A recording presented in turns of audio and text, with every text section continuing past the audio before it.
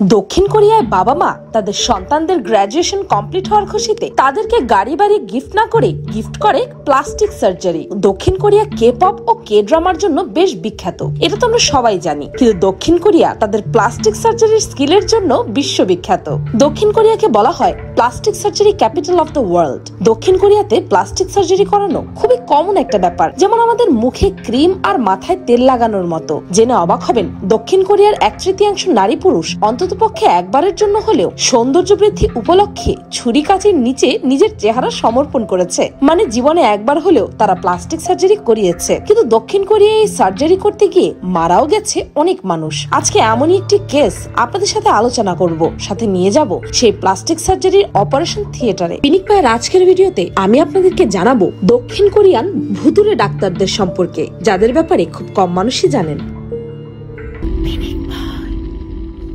9 September 2016 সালে রাতে এক মায়ের মোবাইলে তার বড় ছেলের কল আসে। তার ছেলের কল পেয়ে মা দৌড়ে ছুটে যায় হসপিটালে। বড় ছেলে তার মাকে কল দিয়ে বলেছিল তার ছোট ভাই আইসিইউতে ভর্তি। আসলে দক্ষিণ কোরিয়ার রাজধানী সিওলের বাসিন্দা কিওন তায়ে হুন সেদিন রাতে অপরিচিত নাম্বার থেকে একটি ফোন পায়। তাকে জিজ্ঞাসা করা হয়, আপনি কি কিওন দায়েহির বড় ভাই? আপনার ভাই ইমার্জেন্সিতে আছে, আপনি কি একটু হাসপাতালে আসতে পারবেন? যদিও তখন তাকে হসপিটাল থেকে জানানো হয় যে তার ছোট ভাইয়ের অবস্থা তেমন একটা খারাপ না। কিওন তায়েহুন ধরেই নিয়েছিল যে তার ভাই মদ্যপ অবস্থায় মারামারি করে হয়তো আহত হয়েছে। ট্যাক্সি করে হাসপাতালে যাওয়ার সময় তিনি ভাইকে বকা দেওয়ার মানসিক প্রস্তুতি নিচ্ছিলেন, কিন্তু সেই সুযোগ তিনি আর পাননি। তায়েহুন হাসপাতালে পৌঁছে জানতে পারেন তার 24 বছর বয়সী ভাই অচেতন অবস্থায় পড়ে আছে আইসিইউতে। আসলে কিওন দায়েহি তার জ লাইন বা চোয়াল নিয়ে সবসময় ইনসিকিউর বোধ করতেন। তার জ লাইন শার্প না হয় তিনি ক্লাসে বুলিং এর শিকারও হয়েছেন বহুবার। তাই তিনি ভেবেছিলেন এইবার প্লাস্টিক সার্জারি করে শার্প জ লাইন পাবেন। কিন্তু নিজের চোয়ালকে আকর্ষণীয় করার জন্য অস্ত্রোপচার করাতে গিয়ে তার ভাইয়ের এত বেশি রক্তক্ষরণ হয়েছিল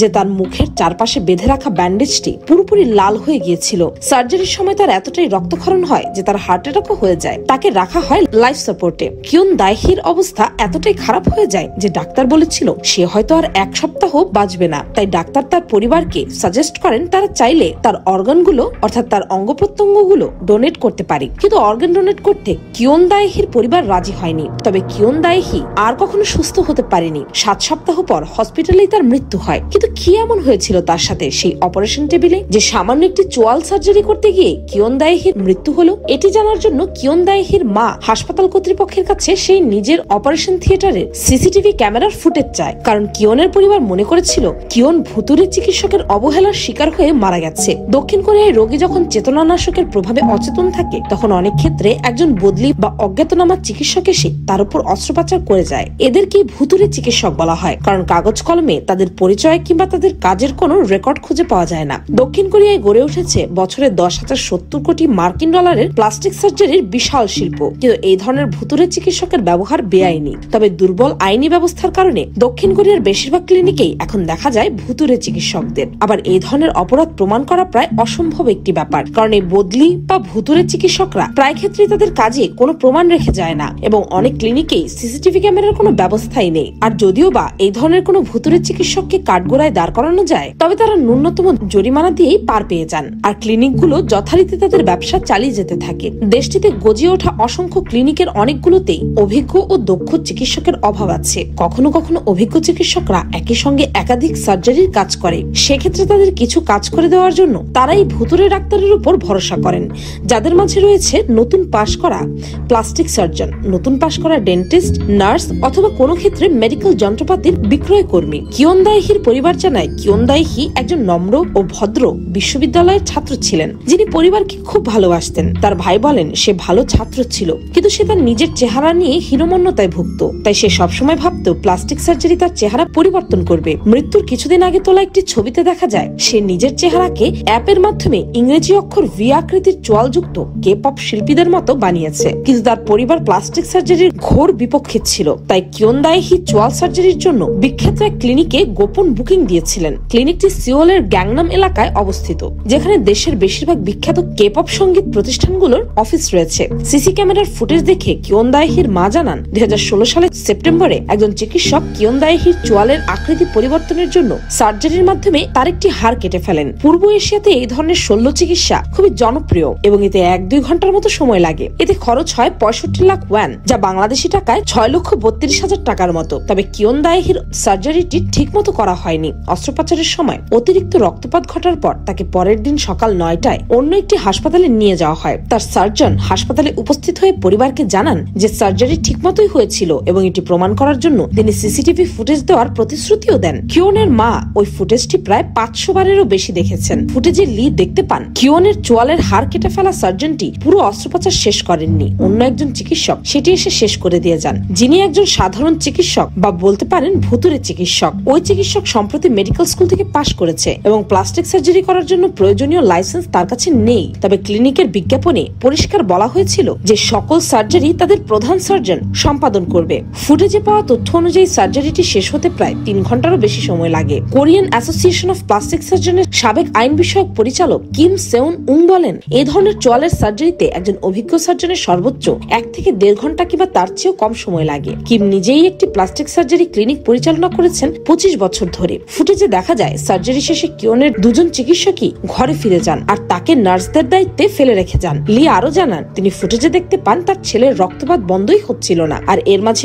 নার্স কিয়নকে স্টিচ করছিল। কিয়নের রক্তক্ষরণ বন্ধের চেষ্টা করছিল, কিন্তু যখন তিনি এতে ব্যর্থ হয় তখন নার্স চেয়ারে বসে লিপস্টিক লাগাচ্ছিল। এমনকি অন্যদিকে দেখা যায় নার্সরা বসে বসে গল্প করছিল অপারেশন থিয়েটারের ভেতরে বসে, সাথে মোবাইলের দিকে তাকিয়ে হাসাহাসি করছিল। কিয়নের এত রক্তক্ষরণ হচ্ছিল যে নার্স মোট 13 বার মেঝে থেকে রক্ত পরিষ্কার করেছে। মেডিকেল বিশেষজ্ঞরা ফুটেজ পরীক্ষা করে জানিয়েছেন যে স্বাভাবিকের চেয়ে 3 গুণ বেশি রক্তক্ষরণ হয়েছে কিয়ন দায়েহির শরীর থেকে। কিয়নের শরীর থেকে 3500 সিসি পরিমাণ রক্তক্ষরণ হয়, যা 45 বছর বয়সী একজন নারীর পুরো শরীরে থাকা সম্পূর্ণ রক্তের সমপরিমাণ। ভাবতে পারছেন, কিয়নের এই অপচিকিৎসার জন্য তার পরিবার সেই হসপিটাল ও ডাক্তারের বিরুদ্ধে মামলা করে, কিন্তু তারপরও সেই হসপিটালের টিকিটও বাঁকা করতে পারেনি তারা। কিয়নের মৃত্যুর পরেও ক্লিনিকটি অনেকদিন খোলা ছিল, কিন্তু কোনো এক অজ্ঞাত কারণে গত বছর এটি বন্ধ হয়ে যায়। কিয়নের পরিবার দায়ী ব্যক্তিদের বিরুদ্ধে অভিযোগ করতে গিয়ে জানতে পারে ভুতুরে চিকিৎসকদের বিরুদ্ধে তেমন কঠিন কিংবা স্বয়ংসম্পূর্ণ কোনো আইন নেই। এমনও হয়েছে সার্জারির ক্লিনিকগুলোর বেসমেন্টে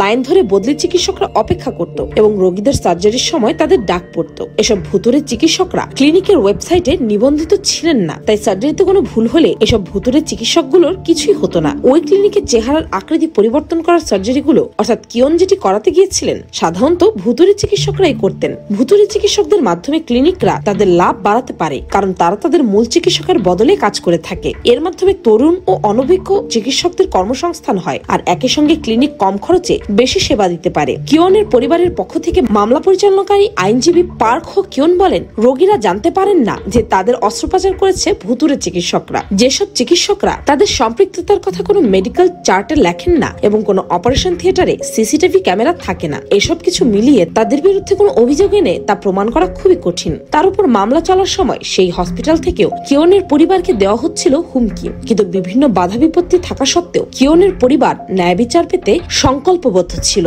সার্জারির বিপদ সম্পর্কে রোগীকে না জানানো এবং রোগীকে বাঁচানোর জন্য উপযুক্ত ব্যবস্থা নেওয়ার ক্ষেত্রে তারা গাফিলতির অভিযোগ আনেন ক্লিনিকটির বিরুদ্ধে। অবশেষে তারা মামলায় জয়লাভও করেন এবং 2019 সালের মে মাসে তারা প্রায় 430 মিলিয়ন ইয়ান অর্থাৎ 3,81,000 মার্কিন ডলার, যা বাংলাদেশি টাকায় প্রায় 4,14 লাখ টাকার মতো ক্ষতিপূরণ পান। কিয়ন যদি 65 বছর বয়স পর্যন্ত বাঁচতেন, তাহলে সাধারণ কর্মী হিসেবে তার গড় বেতন যা হতো তার উপর ভিত্তি করে ক্ষতিপূরণের পরিমাণ নির্ধারণ করা হয়েছে। কিয়নের মৃত্যুর জন্য দায়ী চিকিৎসক ও ভুতুরে চিকিৎসকের বিরুদ্ধে হত্যা মামলা চলছে। তাদের সঙ্গে থাকা নার্স ও সহকারীরাও অভিযুক্ত হয়েছেন। তবে কিয়নের মৃত্যুর ন্যায্য বিচার পেতে তার পরিবারকে অনেক কাঠখড় পোড়াতে হয়েছে। কিয়নের মা প্রতিদিন দক্ষিণ কোরিয়ার সংসদ ভবনের বাইরে একটি প্ল্যাকার্ড হাতে নিয়ে দাঁড়িয়ে থাকতেন। প্রতিটি অপারেশন থিয়েটারে সিসিটিভি ক্যামেরা থাকাটাকে বাধ্যতামূলক করে আইন তৈরি করার দাবি তার প্ল্যাকার্ডে লেখা থাকতো। তার এই প্রস্তাবিত বিলটি কিয়ন দায়েহি বিল নামে মানুষের মুখে মুখে জনপ্রিয়তা পেয়েছে। ভিডিওটি ভালো লাগলে আপনার ফ্রেন্ডস এন্ড ফ্যামিলির সাথে শেয়ার করতে পারেন আর তাদেরকেও এসব ব্যাপারে সচেতন করতে পারেন। আর পিনিক ভাই চ্যানেলকে সাবস্ক্রাইব করে বেল আইকনে অল নোটিফিকেশনস অন করতে ভুলবেন না যেন। আমি ফাল্গুনি, আজকের মতো এই পর্যন্তই। দেখা হচ্ছে পরের ভিডিওতে।